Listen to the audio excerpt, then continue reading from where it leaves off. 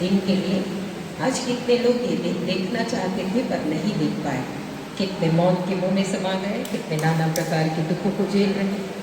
लेकिन हम धन्यवाद देते हैं प्रभु कि आज हम जीवितों की भूमि में जीवित पाए जाते हैं और भले चंगे पाए जाते हैं और तेरे पवित्र मंदिर में पाए जाते हैं। इसके लिए हम तुझे जितना भी धन्यवाद देगा।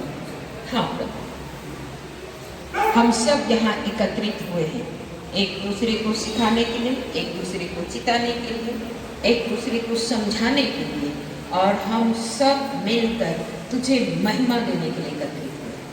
ये झुंड बढ़ने और फैलने पाए प्रभु, और भी लोग सत्य को जाने और सत्य में आजाद करने पाए, और केवल प्रभु यीशु ही सत्य है। इन बहनों को और अपने आप को मैं तुझे समर्पित करती हूँ। तो हमारी सुना धन्यवाद देती प्रभु। जो भी विषय पे चर्चा की जाएगी, जो बातें कही जाएंगी, वो सुन सके, समझ सके और उसके अनुसार सही कदम उठा सके।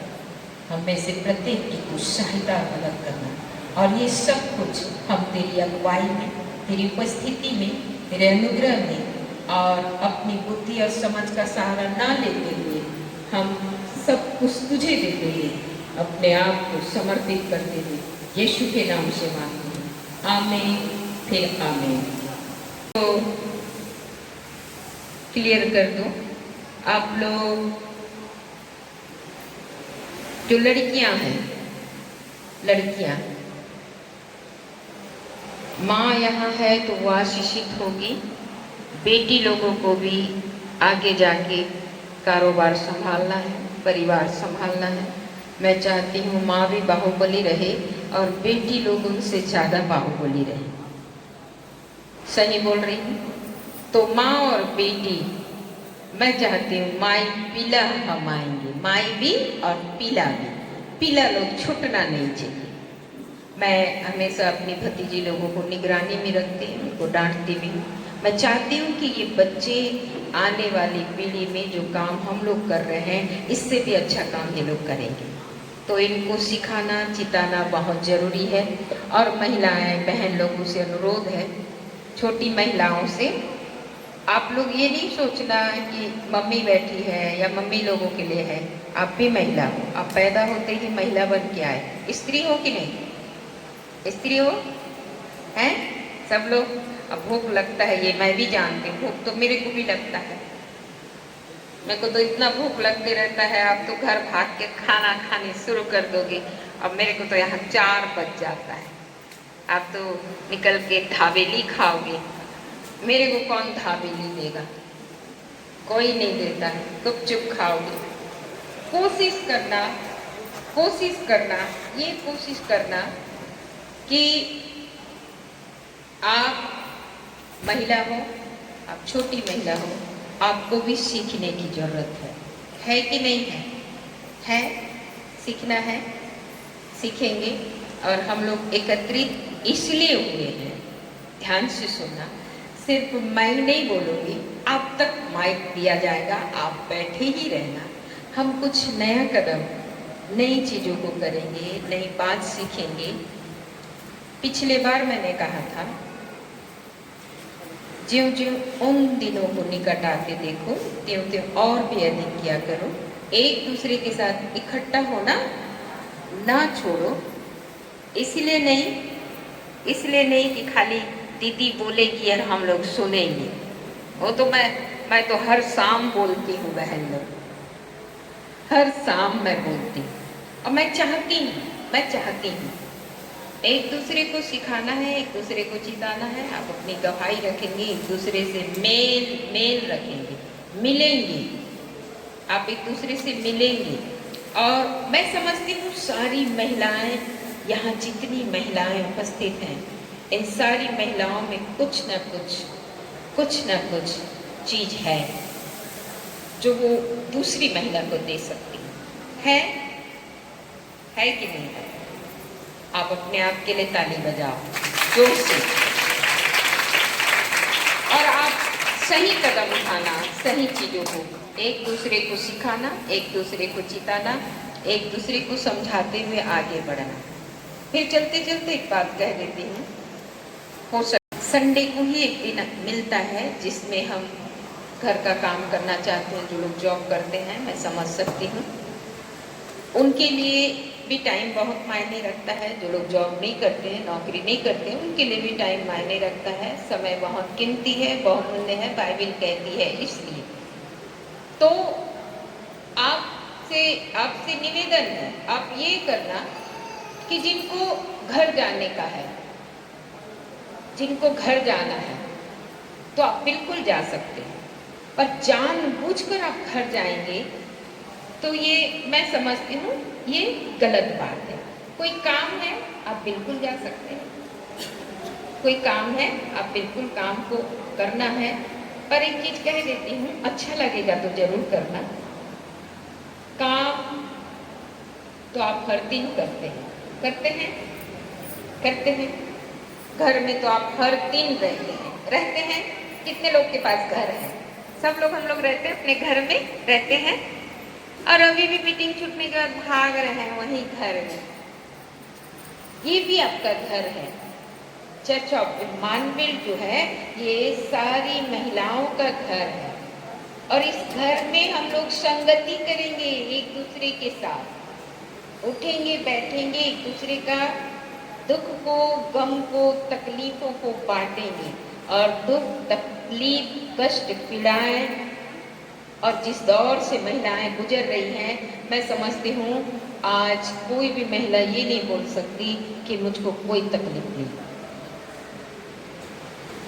सही बोल रही हूँ, सही बोल रही हूँ। और हम एक दूसरे से शेयर इसलिए करेंगे, इसलिए नहीं कि देख तू उसके साथ कैसा हो रहा है, नहीं। वो दुख सुनने के बाद आपको ऐसा होना चाहिए, वो तकलीफ सुनने के बाद आपको ऐसा लगना चाहिए ये दुख उसका नहीं, वो मेरा है। आप सुन लिए, आप सुन लिए, सुनने के बाद उस तकलीफ को, उस दुख को, परेशानी को आपको प्रभु के पास लेके जाना। आ रहा है समझ में? आ रहा है। और मैं चाहती हूँ कि बहन लोग जैसे जिनके पास बहुत अच्छी अच्छी गवाही है, बहुत अच्छी अच्छी गवाही, फिर से मैं कहती हूँ, बहन स्कार्फ बांध के पीछे बैठी हुई है, उनके पास बहुत अच्छी गवाही है। मैं चाहती हूँ और आप भी चाहेंगे, आपके सहमति से भी ये चीजें होंगी। हम सबके पास कुछ ना कुछ गवाही है कि नहीं है?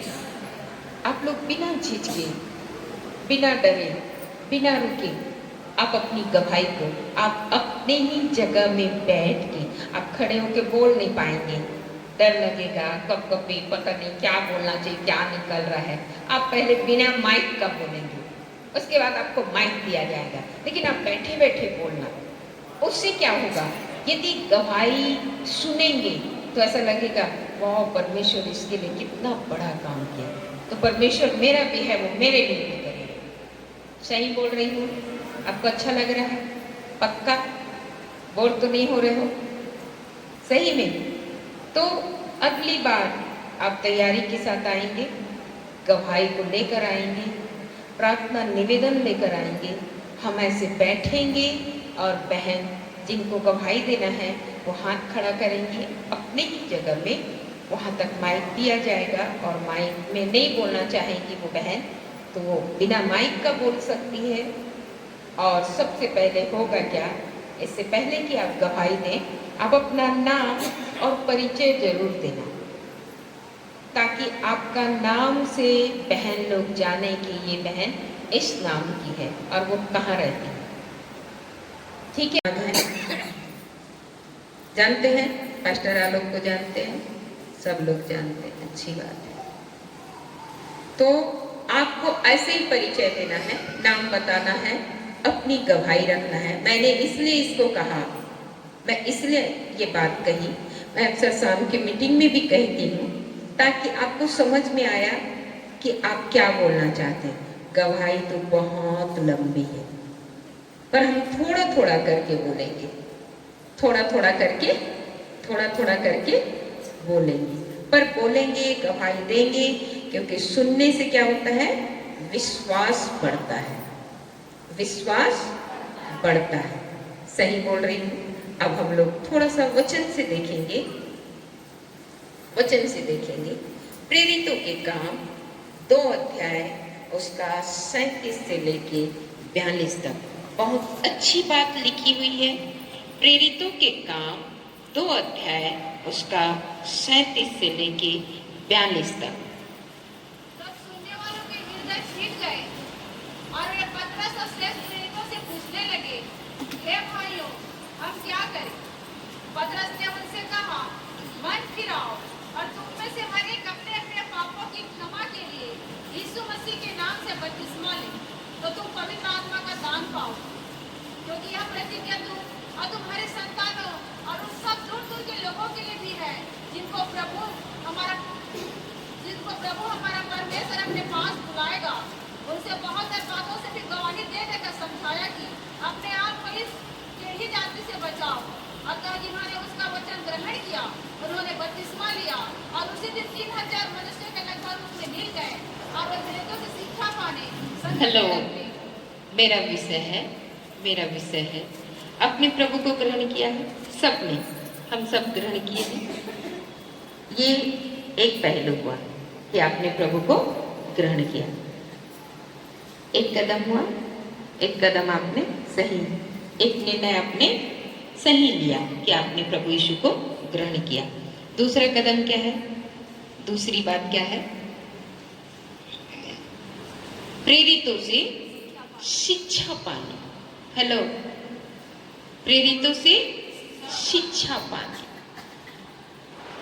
आप ग्रहण कर लिए हैं, ये बहुत अच्छी बात है, लेकिन आपको शिक्षा की भी जरूरत है कि नहीं है? अभी दुनिया भर का शिक्षा, बाप रे बाप, ये लोग कितना चीज तो ये लोग मेरे को सिखा जाते हैं और एक बार में तो मेरे को कभी भी समझ में नहीं आता ये चीज। हाँ, बाइबल की बातें समझ में आती है। प्रभु को ग्रहण करना अच्छी बात है, आपने सही निर्णय लिया, ये पहला कदम हुआ। दूसरा कदम आपको क्या करना है? शिक्षा। तो शिक्षा कैसे मिलेगी? शिक्षा और विकास की नींव है बाइबल सभी शिक्षा और विकास की नींव है। सबसे बड़ी शिक्षा ईश्वर का ज्ञान है। सबसे बड़ी शिक्षा ईश्वर का ज्ञान है। फिर से कह रही हूँ, आप नोटबुक लाए हैं, आप लिख सकते हैं। बाइबल, आप बाइबल लिखेंगे, थोड़ा सा बाइबल के बाद थोड़ा सा जगह छोड़ने के बाद, ऐसा लाइन खींचने के बाद अगली बात लिखेंगे। बाइबल सभी शिक्षा और विकास की नींव है। सबसे बड़ी शिक्षा ईश्वर का ज्ञान है। सबसे बड़ी शिक्षा ईश्वर का, बोलेंगे हम सब महिलाएं, ईश्वर का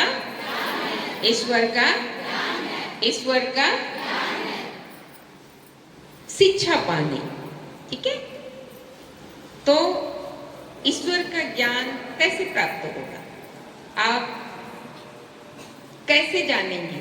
शिक्षा कैसे मिलेगी? कितनों के पास, महिलाओं के पास संतान है, बच्चे हैं? आपके बच्चे स्कूल जाते हैं? हाँ, पक्का? जो बच्चे स्कूल नहीं जा रहे हैं, माँ लोगों से अनुरोध है, आप जल्दी से जल्दी स्कूल भेज दो। शिक्षा पाने आप कहाँ भेजते हैं? Hello, school. तो आपको शिक्षा लेना है तो हम अपने घर में एकत्रित होंगे। चर्चा के मन में फिर से कहती हूँ, ये आपका घर है, इसमें आपको छोटी बड़ी और महान बातें सिखाई जाएगी। क्योंकि बाइबल जो है, फिर से मैं कहती हूँ, सभी शिक्षा और विकास की नींव है। तो हम एकत्रित होंगे तभी तो शिक्षा पाएंगे क्या? और हम भागेंगे तो कहाँ से? हमको तो सब आता है, हम YouTube में सुन लेंगे, अच्छी बात है, आपको सुनते रहना है, पर आप ज्यादा सुनेंगे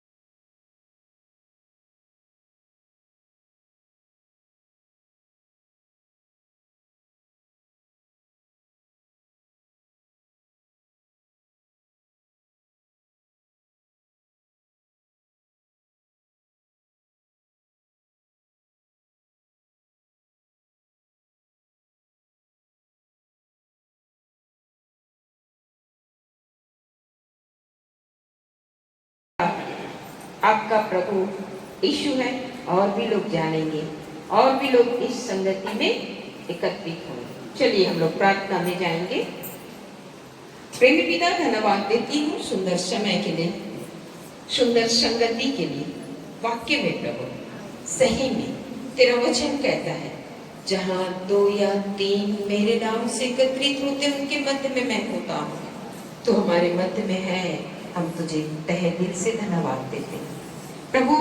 इन बहनों के संग होना, तेरा वचन कहता है, शिक्षा पाना, एक दूसरे के साथ इकट्ठा होना ना छोड़ो प्रभु। हम एक दूसरे को सिखाएंगे, एक दूसरे को चिताएंगे, एक दूसरे के लिए दुआ करेंगे, और ये झुंड और भी बढ़ने और फैलने का। सब बातें मिलकर जो भी करते हैं, हम तेरी महिमा के लिए करना चाहते हैं, हम तुझे आदर देने के लिए करते हैं प्रभु। इतना सब कुछ तू हमें दिया, इसके लिए हम तुझे जितना भी धन्यवाद दी कम है। धन्यवाद शब्द बहुत छोटा लगता है प्रभु, उससे भी बड़ा शब्द कोई है तो हम तुझे देते, हम अपना सब कुछ तुझे देते, हम अपना सब कुछ तुझे देते, हम अपना सब कुछ तुझे देते। इन बहनों के संग होना, इन्हें अच्छी बुद्धि और समझ की आत्मा देना, तो इनकी अगुवाई करना। सब बातें मिलकर जो तुझसे प्यार करते हैं तो इनके लिए भलाई को उत्पन्न करता है प्रभु। सारी बहनों को और अपने आप को मैं तुझे देती हूँ, यीशु के नाम से मांगती हूँ, आमीन फिर आमीन। आप सभी को प्रेज द लॉर्ड, जय मसीह। अगली बार